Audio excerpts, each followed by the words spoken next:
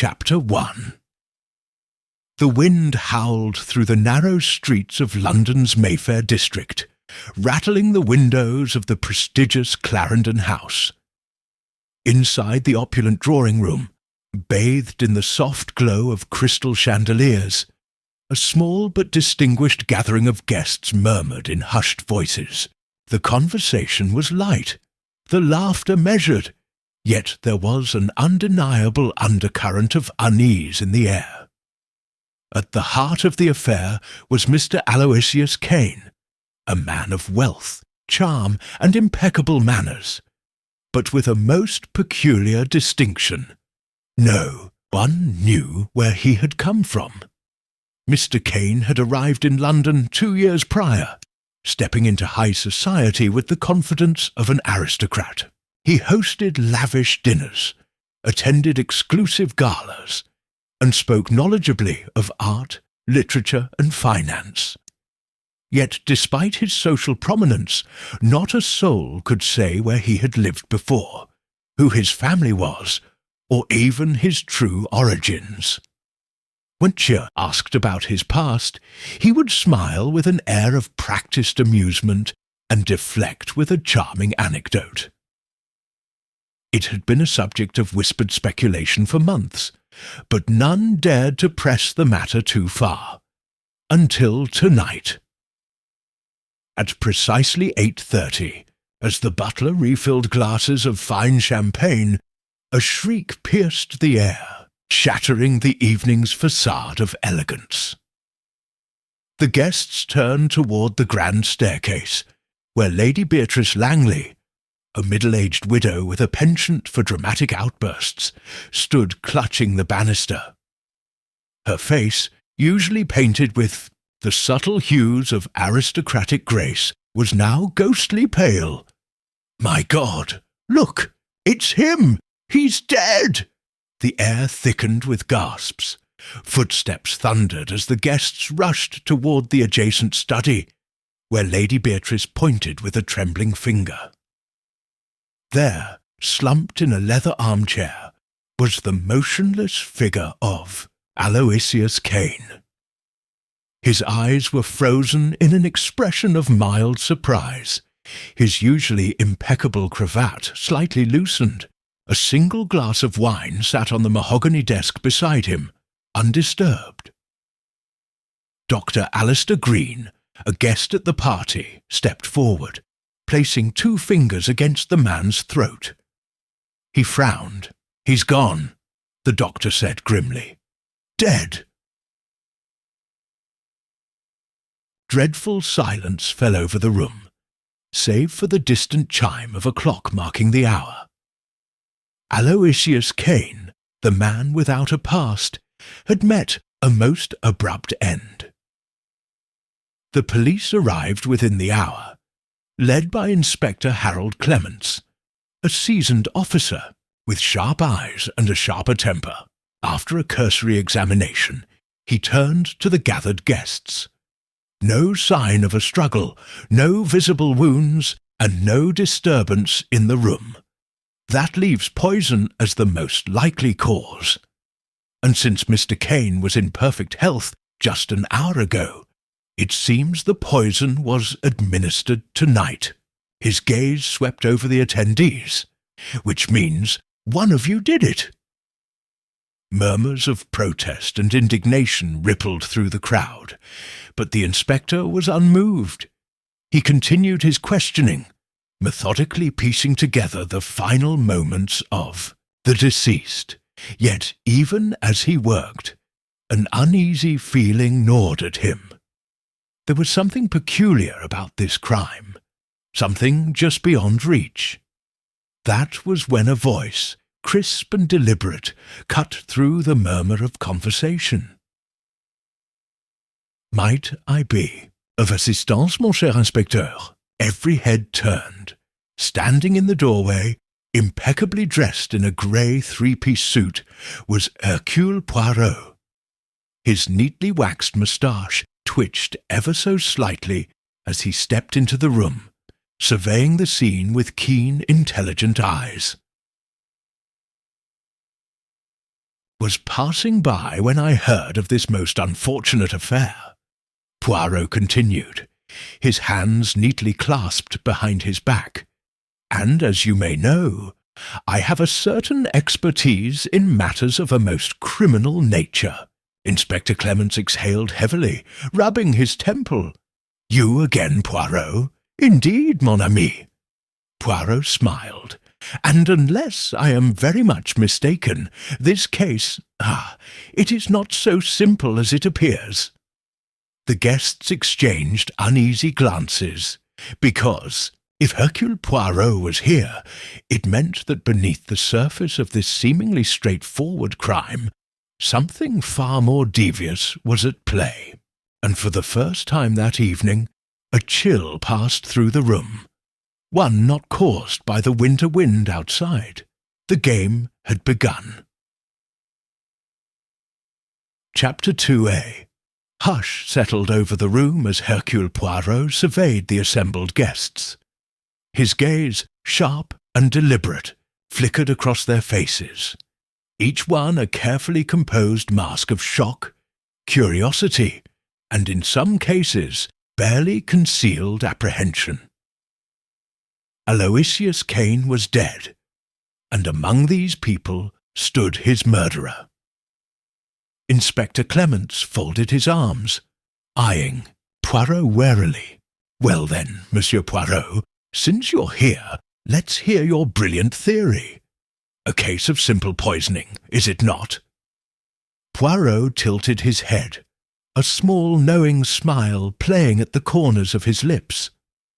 "Ah, mon cher inspector, to assume simplicity in matters of murder is to blind oneself to the truth.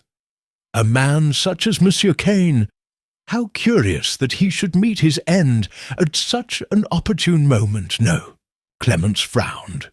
"What do you mean?" Poirot gestured toward the lifeless body slumped in the leather armchair. "Consider, if you will, the peculiar circumstances surrounding Monsieur Kane. A man of means, of impeccable taste, yet a man with no past, and now, most conveniently, he is silenced before his past may catch up with him." A murmur rippled through the guests. Lady Beatrice Langley, still pale from the shock, clutched her pearls tightly. "You mean to say that someone killed him? To keep his past a secret?" Poirot's dark eyes gleamed.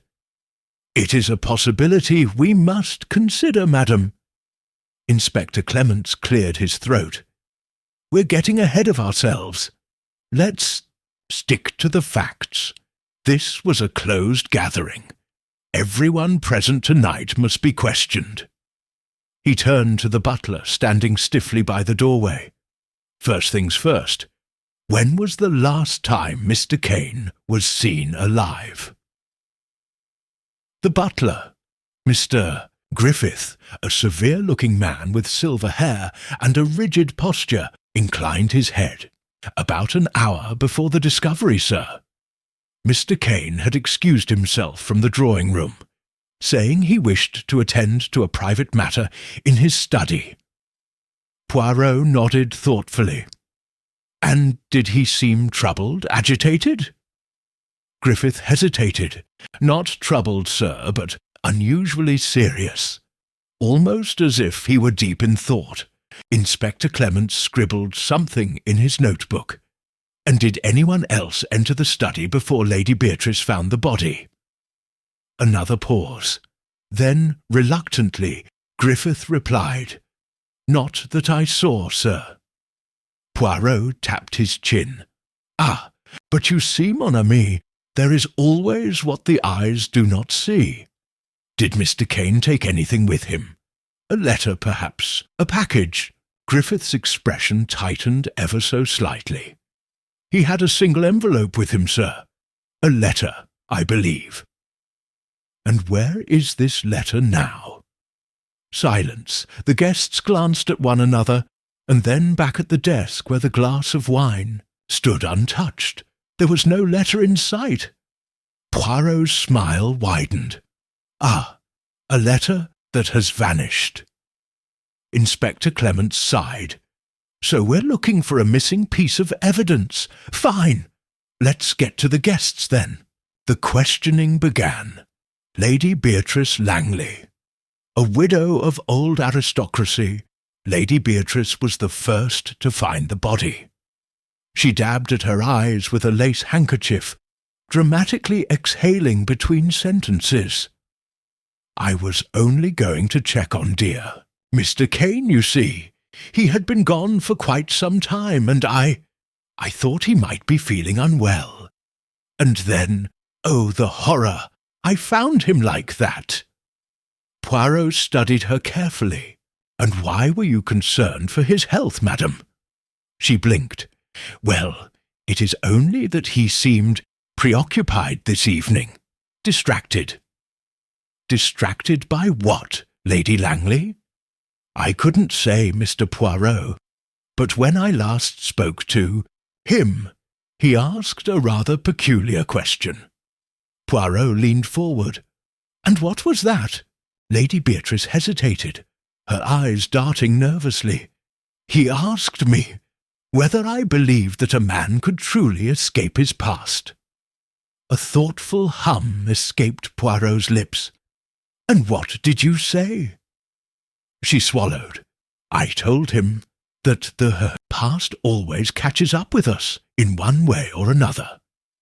Poirot's moustache twitched. How very prophetic, madam.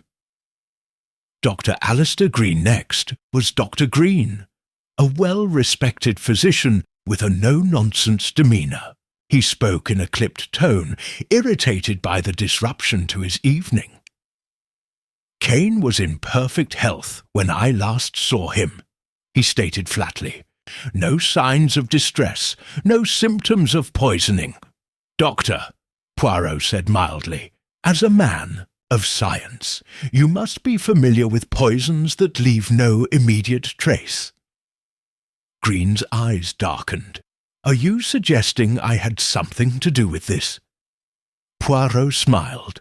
Oh, I suggest nothing, mon docteur. I only inquire. The doctor scowled but said nothing more. Miss Evelyn Carrington, the young, strikingly beautiful Miss Carrington, draped in an emerald gown, was next. She had been seen speaking privately with Mr. Kane earlier in the evening. Mr. Kane and I were discussing financial matters, she said with careful neutrality. Poirot raised an eyebrow. Financial matters, mademoiselle. She sighed. If you must know, Mr. Kane had promised to invest in a project of mine, but he had grown hesitant as of late. Poirot tilted his head. Hesitant, how? Miss Carrington hesitated. He mentioned something about needing to move his assets quickly, as if he was afraid they might be taken from him. Fascinating, Poirot murmured. By the time the questioning ended, Poirot sat back with a thoughtful expression. The pieces of the puzzle were beginning to form a shape, yet something remained elusive. A man without a past, suddenly in a hurry to protect his wealth. A missing letter. A poisoned drink that no one had seen him consume. And most curiously of all, several suspects, each with their own secrets. Poirot steepled his fingers. There is much that does not yet make sense. But, mon ami, I assure you, there is a great secret lurking in this room. Inspector Clements sighed. And how do you propose we uncover it? Poirot's moustache twitched with satisfaction. Why, my dear Inspector, we must be patient, because when a murderer believes he is safe, that is when he will make his greatest mistake. And with that, Poirot's eyes twinkled. The game was afoot. Chapter 3. Hercule Poirot remained seated, fingers delicately steepled, his gaze sharp and unreadable. Around him, the air in the drawing-room was thick with tension. The guests had all been questioned, but rather than providing clarity, their statements had only deepened the mystery. Inspector Clements rubbed his temples. We have a body, a missing letter, and a whole room full of people with motives. But what we don't have is a clear method of murder. If it was poison, how was it administered? The wine glass was untouched. Poirot smiled faintly. Ah, but, mon cher, that is where you make the mistake. You assume the poison was in the wine. Clements shot him a sharp look. If it wasn't, then where? Poirot rose to his feet and began to pace, his polished shoes clicking softly against the parquet floor. His eyes flickered over the elegant furnishings, the heavy velvet curtains, the gold-trimmed fireplace. A room built for wealth and comfort, and yet tonight it was a stage for something far darker. "Tell me, Lady Langley," Poirot said suddenly, turning to the widow. "You found the body. You say he was slumped in his chair, his face tranquil. Yes?" Lady Beatrice swallowed, nodding. Yes, he looked as if he had simply fallen asleep. Poirot tilted his head. Curious, is it not? Poisonings are rarely so peaceful. The body convulses, the face contorts in agony, unless the poison used was of a particular nature. Dr. Green frowned. Are you suggesting a sedative, Poirot? Poirot's moustache twitched. Perhaps something more subtle, something that does not announce itself with immediate distress.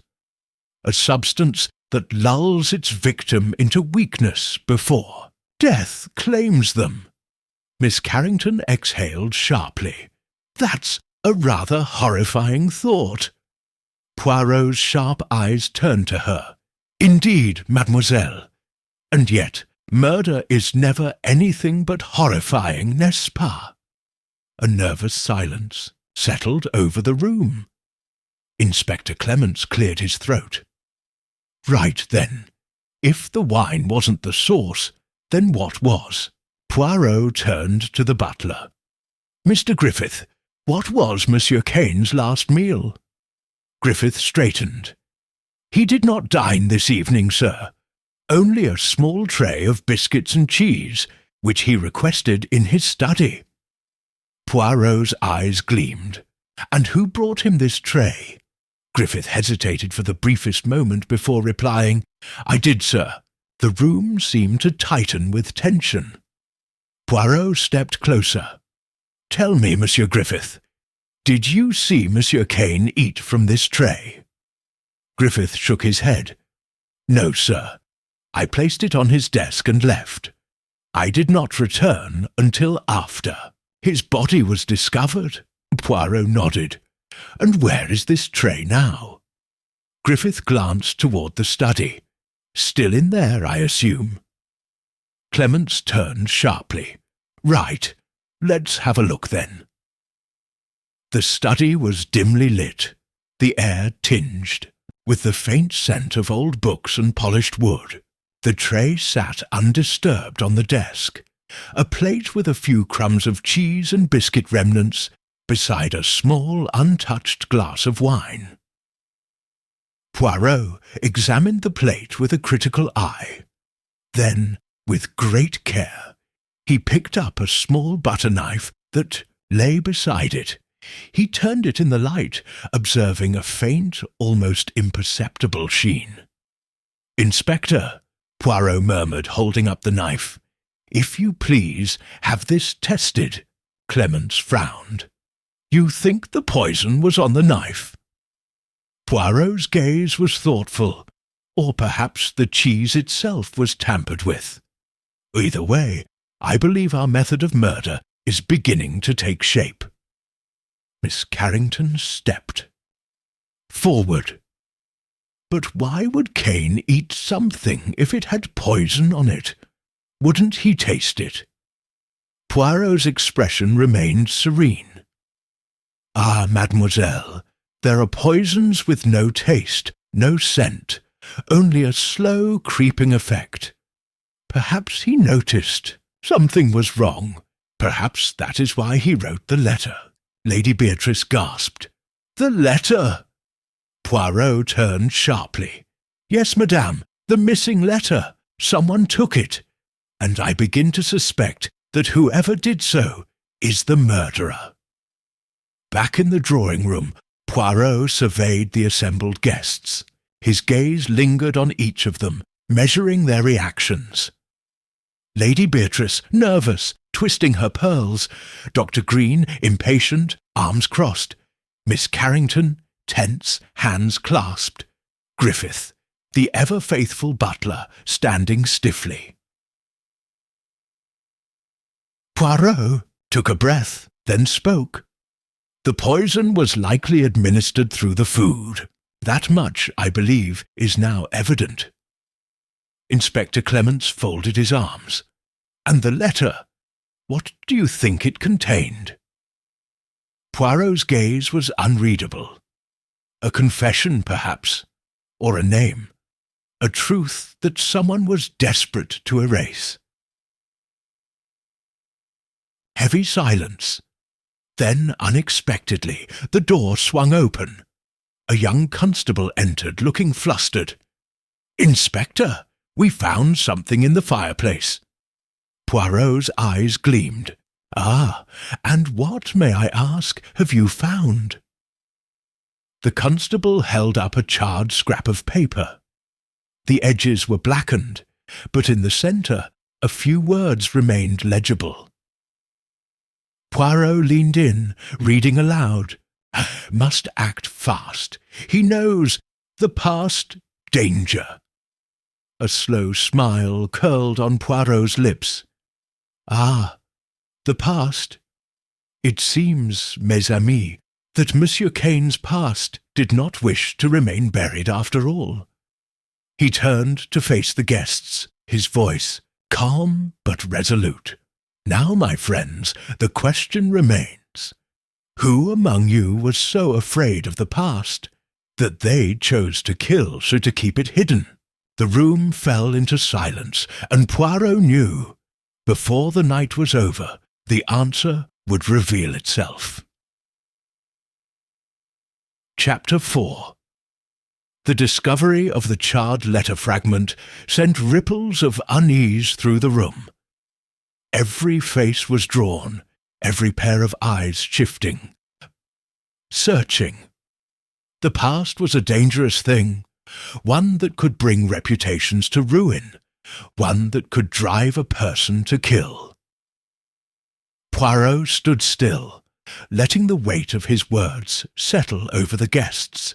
He had long learned that silence was as much a tool as speech. Let them stew in their thoughts. Let them wonder how much he knew. Lady Beatrice was the first to break. This is preposterous. We don't even know if that letter belonged to Andrew."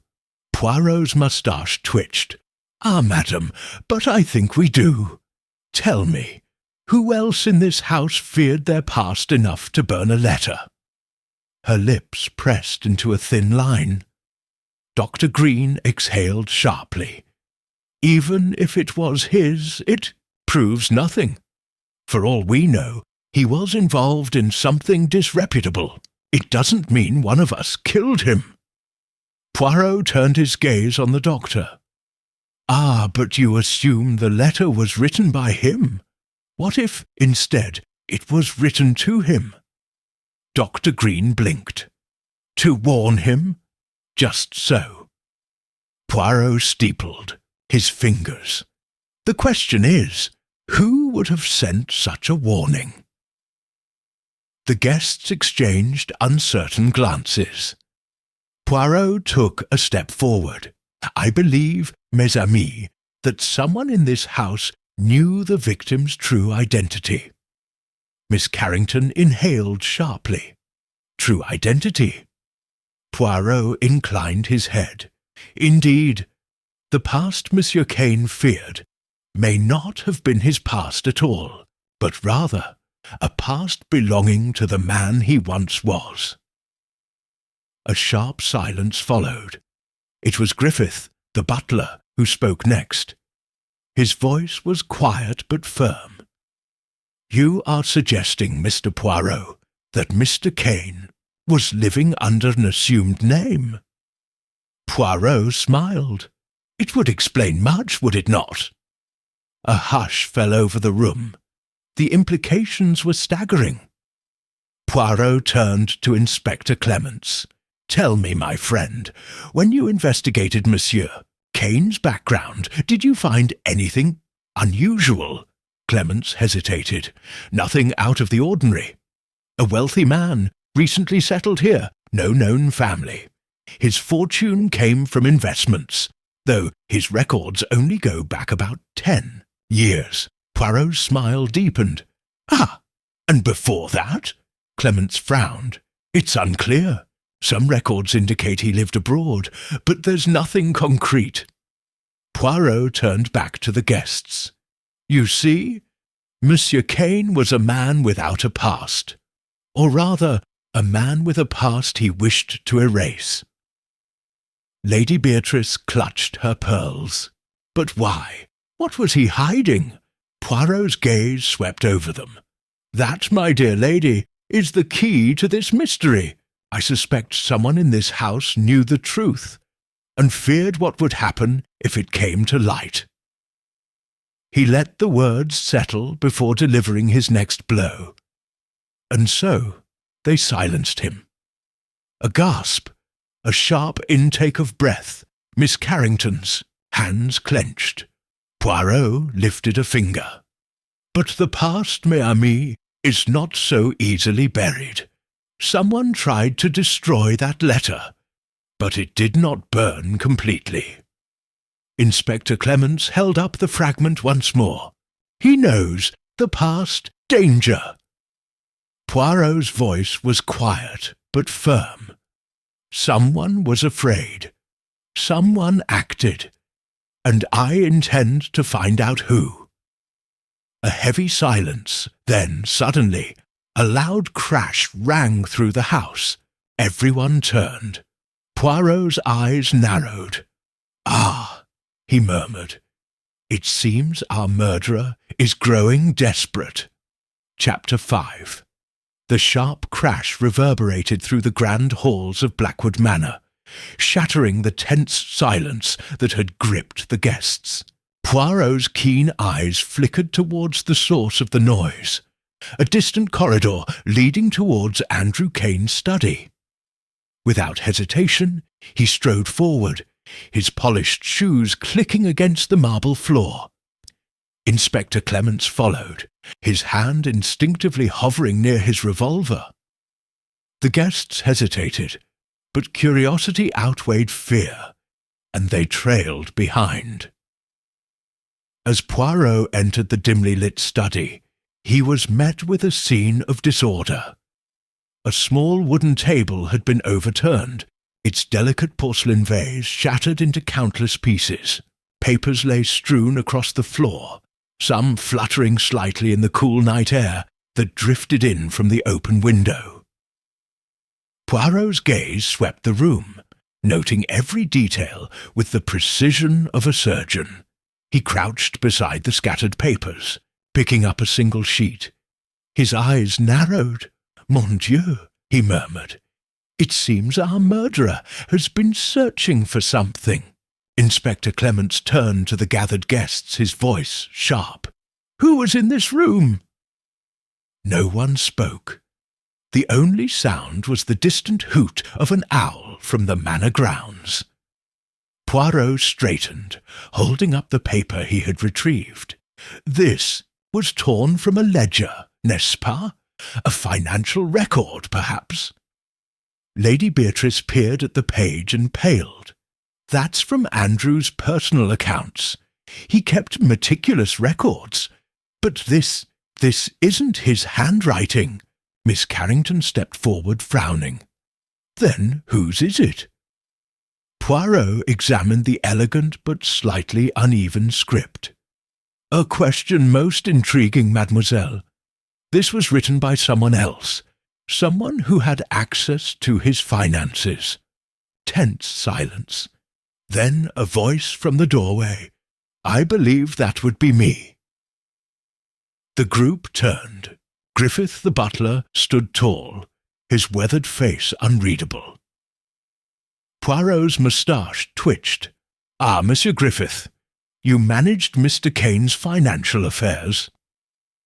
The butler nodded. "Mr. Kane entrusted me with certain accounts. I kept ledgers of his transactions, payments, and investments." His gaze drifted to the scattered papers. "But this page doesn't belong to any record I maintained." Poirot's keen eyes flickered with interest. "Alors, then someone forged it." Dr. Green frowned. "But why? What would they gain?" Poirot turned the paper over, revealing the faint imprint of another sheet beneath it. He traced the indentations with his fingertips before slipping the page into his pocket. "That, my dear doctor, is the question we must answer." A sudden gust of wind rustled through the study, sending another sheet of paper fluttering too. The ground. Poirot bent and retrieved it. His brows lifted as he read the single line scrawled in the corner. "If he remembers, he dies." The guests recoiled. Lady Beatrice clutched at her pearls, her voice barely above a whisper.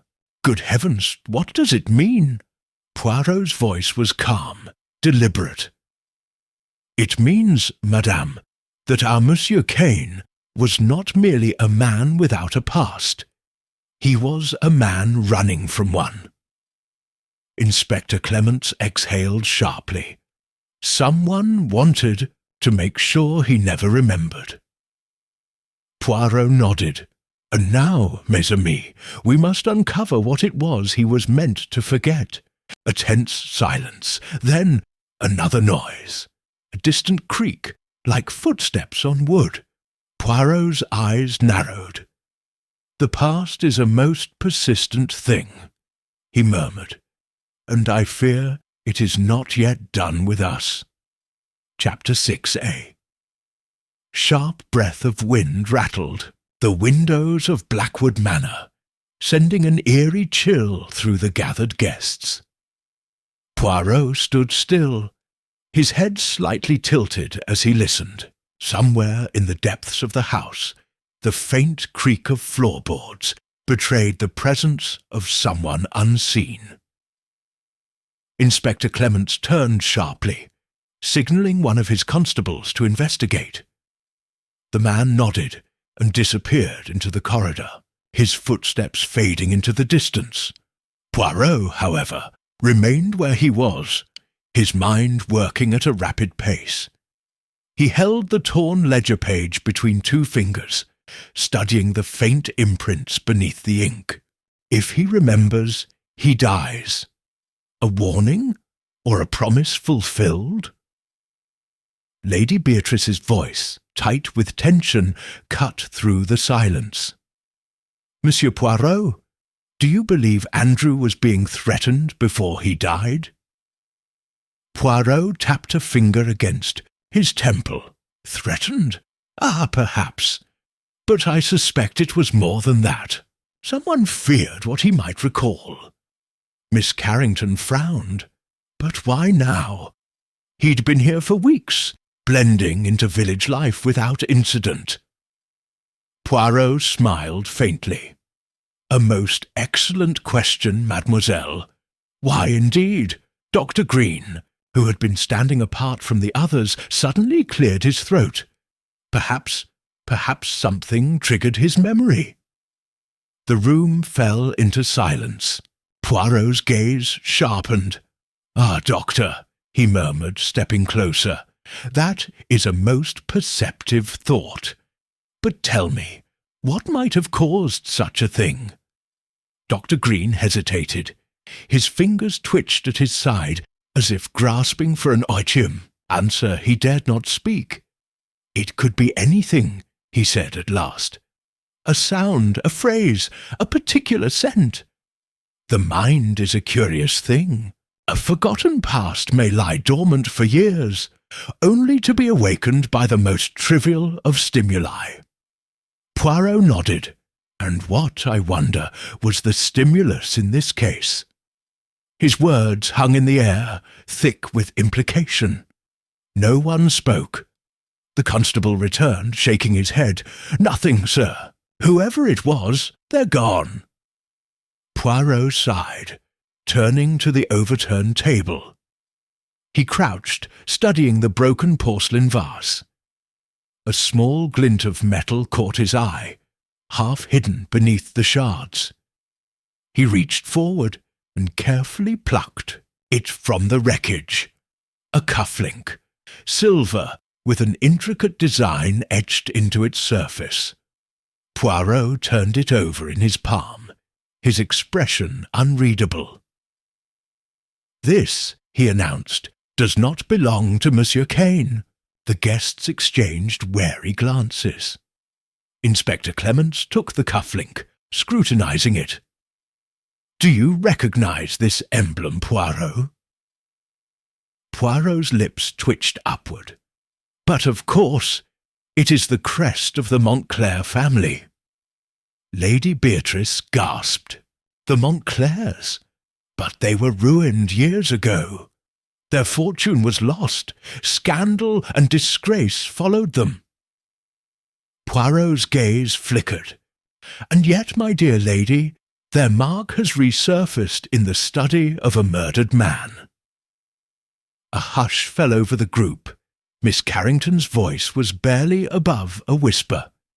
"You don't think the Montclairs have something to do with Andrew's past?"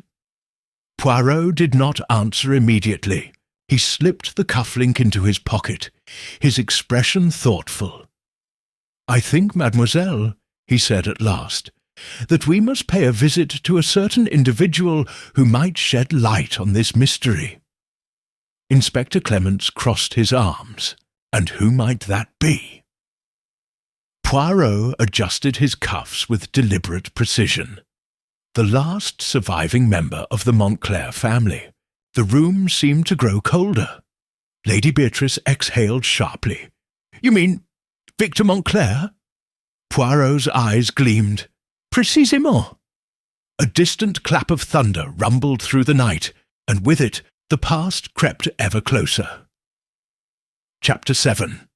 The drive to Montclair House was long and silent. The road twisted through the countryside, flanked by towering oaks whose skeletal branches clawed at the sky. The rain had subsided, but a heavy mist clung to the earth, swallowing the car's headlights as Poirot, Inspector Clements, and Miss Carrington approached their destination. Victor Montclair had been a name spoken in hushed tones for years. A man who once stood at the height of society, only to fall into disgrace when his family's fortune was lost in a series of dubious financial dealings. And now, somehow, the Montclair crest had reappeared in the study of a murdered man. Montclair House itself was a crumbling relic of its former grandeur. Its once white pillars were stained with time, its great doors worn and weathered. No lights shone from its windows, and for a moment Miss Carrington hesitated. "Are we certain he still lives here?" she murmured. Poirot stepped forward, adjusting his cuffs. "Mademoiselle, one does not so easily discard one's past. If Montclair is here, we shall find him." Inspector Clements knocked, the sound echoing hollowly through the house. A long pause followed before the door creaked open. A figure stood in the dim light of the hallway, Victor Montclair. He had the air of a man who had once been handsome, but had since withered under the weight of his misfortunes. His face was gaunt, his silver hair unkempt, and his eyes, cold and calculating, flicked between the visitors with suspicion. "I don't receive guests," he said flatly. Poirot smiled. "Ah, but we are not mere guests, monsieur. We are seekers of truth." Montclair's gaze settled on Poirot with a flicker of recognition. Then, with a sigh, he stepped aside. 5 minutes, he muttered. The interior of Montclair House was as neglected as its exterior. Heavy drapes blocked out most of the daylight, and the air carried the faint scent of dust and old books. A fire smouldered in the hearth, casting long shadows. Poirot took a seat without waiting for an invitation. "Monsieur Montclair, you are a man of discretion, I am sure. Yet you must permit me to be direct. What was your connection to Andrew Kane?" Montclair stiffened at the name. His fingers drummed against the arm of his chair. "I don't know him," he said curtly. Inspector Clements frowned. "Then how do you explain this?" He produced the cuff-link from his pocket, setting it on the table. Montclair's reaction was subtle, but unmistakable. His jaw clenched, his fingers stilled.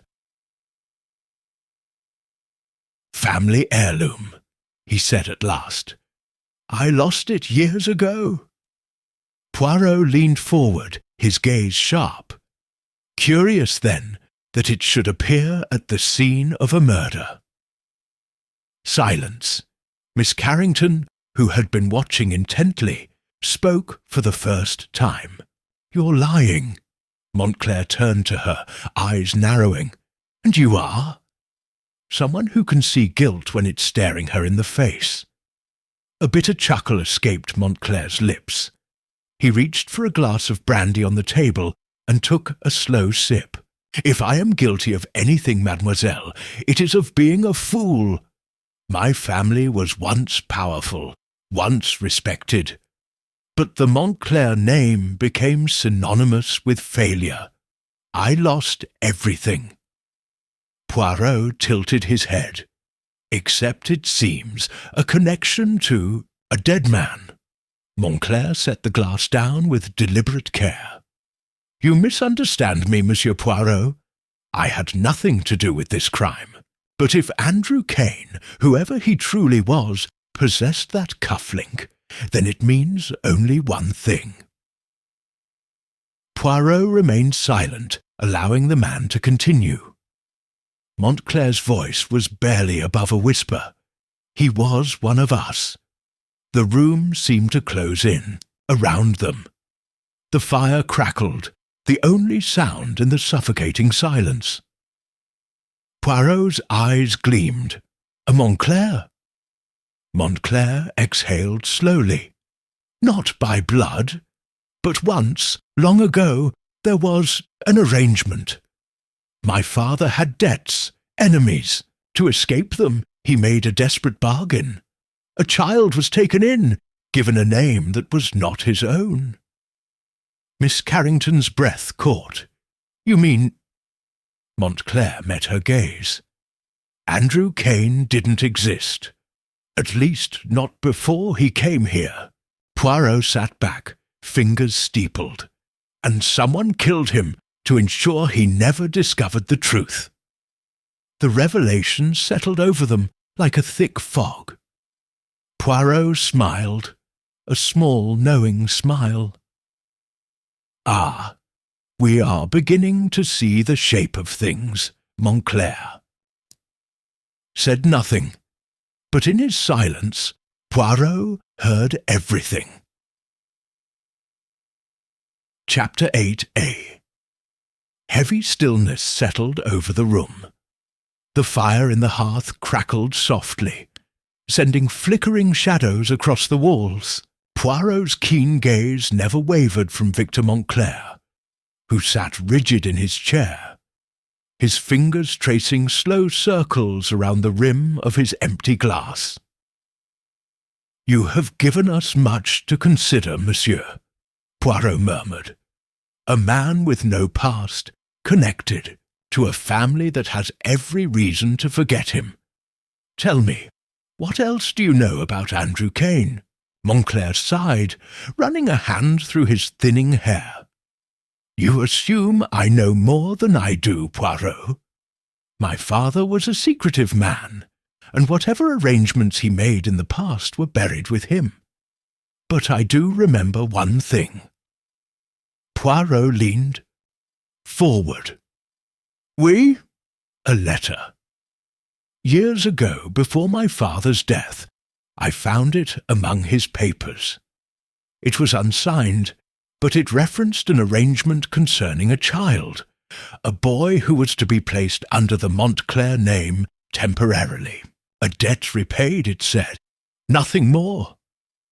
Miss Carrington frowned. But if Andrew Kane was only using the Montclair name temporarily, what became of him afterward? Montclair shook his head. "I don't know. The letter was vague, and my father never spoke of it. But if Kane truly was that boy, then someone else must have known the truth, someone who wanted it buried." Poirot sat back, tapping his fingertips together. "Indeed. And that brings us to the question. Who had the most to lose if Andrew Kane discovered his origins?" Inspector Clements, who had remained silent until now, cleared his throat. Could it be that Kane was blackmailing someone? If he found out about his past, perhaps he tried to use it to his advantage. Poirot nodded. A most intriguing possibility, mon ami. And if he was killed for what he knew— Miss Carrington finished the thought. Then the murderer is someone who feared exposure. Montclair let out a bitter laugh. "You're assuming that I'm not that someone, Poirot." Poirot merely smiled. "Non, monsieur, I am assuming nothing. But if you were involved, you would not have let us in so easily, nor would you have spoken so freely. No, whoever wished Kane dead is someone still hiding in the shadows, watching carefully to ensure their secrets remain undiscovered." The fire crackled again, a sudden pop of embers sending a faint glow against Poirot's face. His expression remained unreadable, his little grey cells working tirelessly through the tangled web of deception. Montclair exhaled sharply. "Then if you truly wish to find the truth, Poirot, you must start with my father's old acquaintances, those who dealt with him in the days when the Montclair name still meant something." Poirot's eyebrows lifted. "Ah, an excellent suggestion. And who, pray, would these individuals be?" Montclair hesitated. "Many are dead, but there is one man, Cyril Ashford. He was my father's lawyer. If anyone knew of this arrangement, it would be him." Inspector Clements scribbled the name into his notebook. "Where can we find him?" Montclair's lips curled into a wry smile. "That will be the difficult part. Cyril Ashford disappeared 20 years ago." A charged silence followed. Poirot's moustache twitched. "Disappeared, you say?" Montclair nodded. "Vanished without a trace. Some say he fled the country after a scandal. Others claim he died, though no body was ever found. All I know is that if Andrew Kane was seeking answers about his past, Ashford's name would have been among the first he uncovered." Miss Carrington crossed her arms. "Which means that if Kane found Ashford before he was murdered—" Poirot's eyes gleamed. "Then we must ask, did Kane's death have anything to do with what he learned from Cyril Ashford?" The fire crackled again, and the weight of the mystery deepened. Poirot rose from his chair, straightening his cuffs with precision. "I believe, mes amis, it is time to follow the path of the vanished man." Inspector Clements sighed. "And where exactly do we start looking for someone who's been missing for 2 decades? Poirot's lips curled into a knowing smile. "By searching where no one else has dared to look." Chapter 10. The grand drawing-room of the Montclair estate was silent, save for the rhythmic ticking of the ornate grandfather clock. The assembled guests, Miss Carrington, Victor Montclair, Inspector Clements, Lady Edith Ashford, and the nervous maid Alice, sat tensely in their chairs. At the centre of it all, standing with his hands clasped before him, was Hercule Poirot. His moustache twitched as he regarded the room with an air of quiet satisfaction. "It is time, mes amis," Poirot announced. "Time to reveal the truth of the affair of the man without a past."